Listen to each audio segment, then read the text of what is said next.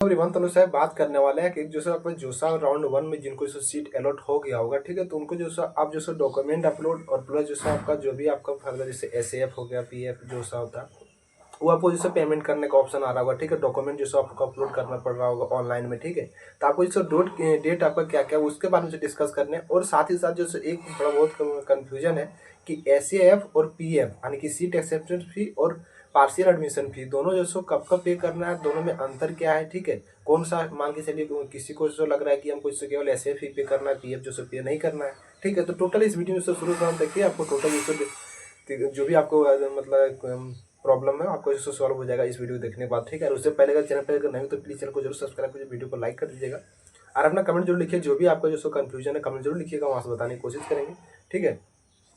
तो सबसे पहले यहाँ पे बात करें, यहाँ पे जिसको जैसे राउंड वन में जो सीट अलॉट हो गया होगा जोसा का, ठीक है, तो उनको जैसे यहाँ पे देख सकते हैं। बात करें 14 से 18 तक आपको जैसे ऑनलाइन रिपोर्टिंग करना है, ठीक है। यानी कि ऑनलाइन रिपोर्टिंग मतलब जैसे आपको फी पेमेंट इसी की तरफ ध्यान आपको एसएएफ पे करना है, ठीक से।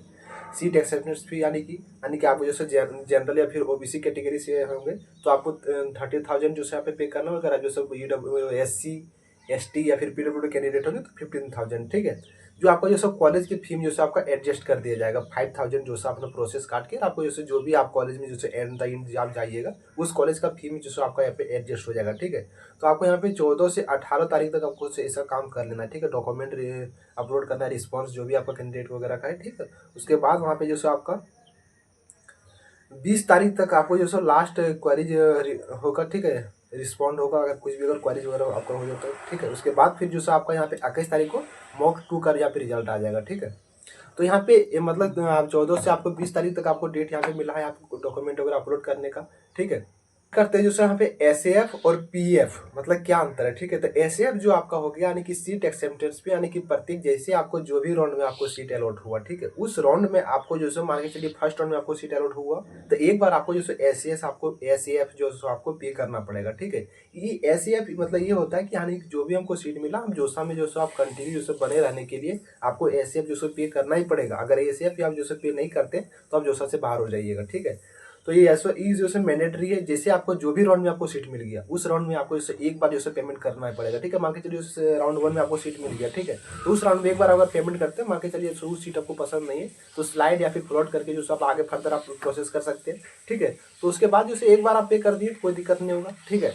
अब बात करते हैं पीएफ यानी कि पार्शियल एडमिशन फी। तो पार्शियल एडमिशन फी मतलब क्या होता है कि यानी कि जो भी आपको सीट मिला वो सीट आप जैसे आपका कंफर्म हो जाएगा, उस सीट को कंफर्म करने के लिए आपको जैसे पार्शियल एडमिशन फी ये भी जैसे तरह से मैंडेटरी है। बट ये आपको जो सो जैसे आपको मान के चलिए जैसे राउंड वन में आपको जैसे सीट अलॉट हो गया, ठीक है, तो राउंड वन के सीट अलॉट होने के जस्ट बाद आपको जिस तरह एसएएफ पे करना पड़ता है उस तरह आपको पे नहीं करना पड़ेगा। ये जो सो आपका जोसा का एट द एंड यानी कि 6th राउंड इस बार होगा, जब 6ठा राउंड में आपको जैसे पीएफ जो है यहाँ पे करना पड़ेगा, ठीक है, पार्शियल एडमिशन फी। जिससे आपका क्या होगा कि जो भी आपका सीट मिला वो जो आपका कंफर्म हो जाएगा, जो भी सीट जो भी ब्रांच मिला वो सीट आपको जो कंफर्म कर दिया जाएगा।